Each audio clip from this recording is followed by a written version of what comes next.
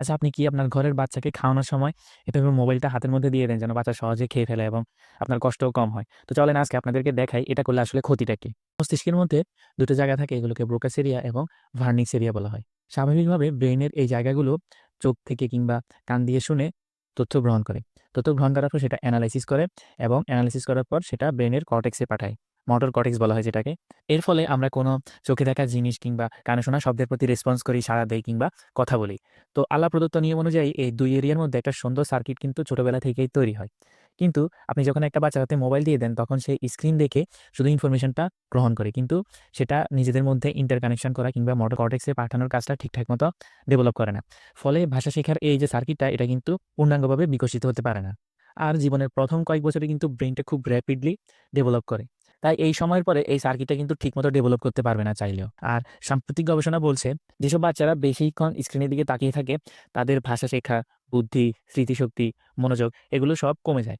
ফলে কি হয়, এসব বাচ্চার আইকিউটাও কমে যায় এবং এসব বাচ্চার পড়াশোনায় কিন্তু দুর্বল হয়। আবার খাওয়ার সময় যখন আপনি বাচ্চাদেরকে মোবাইল দেখান তখন সে বুঝতে পারে না সে আসলে কতটা খেয়েছে। ফলে তার প্রপার নিউট্রিশনাল ব্যালেন্সটা হয় না। কারণে বাচ্চাদের পুষ্টিহীনতা বা পুষ্টিজনিত সমস্যাও হয়। এছাড়াও বাচ্চারা যখন মোবাইল দেখে তখন মোবাইলের ব্লু লাইট দ্বারা তারা ইফেক্টেড হয় এবং এই মোবাইলের ব্লু লাইটটা কিন্তু তাদের ঘুমের ক্ষতি করে। আর এই বয়সে কিন্তু মস্তিষ্কের সঠিক বিকাশের জন্য ঘুম অনেক জরুরি। আবার এসব বাচ্চারা বাইরে খেলাধুলা করে না, ফলে এদের শারীরিক ও মানসিক বৃদ্ধি হয় না। এরা বই কম পড়ে। ফলে এদের ভাষা, কল্পনা শক্তি, সৃজনশীলতা কিংবা উদ্ভাবনী শক্তিও কমে যায়। এছাড়া এরা পরিবারের সাথেও কম কথাবার্তা বলে। ফলে এদের সামাজিক দক্ষতা ও অন্য মানুষের সাথে মেশার যে ক্ষমতাটা এটা সহজে মিশতে পারে না।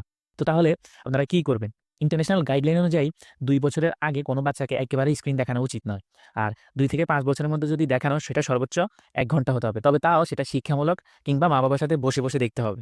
আর খাওয়ার সময় কিন্তু কোনোভাবেই স্ক্রিন দেখানো যাবে না। আপনারা বাচ্চাকে একসাথে খাওয়ার টেবিলে নিয়ে বসে খাওয়াবেন। আর শোয়ার ১ ঘন্টা আগে স্ক্রিনটা বন্ধ করে দেবেন। এতে তাদের ভালো ঘুম হবে। চেষ্টা করবেন বাচ্চারা যেন বাইরে খেলাধুলা করে কিংবা বই পড়ে বা বাচ্চার সাথে আপনারা বেশি গল্প করবেন। শিশুর মস্তিষ্কের বিকাশ একবার ক্ষতিগ্রস্ত হলে সেটা কিন্তু ফিরিয়ে আনা খুব কঠিন। এখন যে অভ্যাস তৈরি করবেন সেটাই তার আসলে ভবিষ্যৎটা নির্ধারণ করবে। তো এখন হয়তো মোবাইল দিয়ে খাওয়ানো সহজ মনে হতে পারে, কিন্তু এর মূল্য দিতে হবে আপনার সন্তানকে তার বুদ্ধি দিয়ে কিংবা তার ভবিষ্যৎ দিয়ে।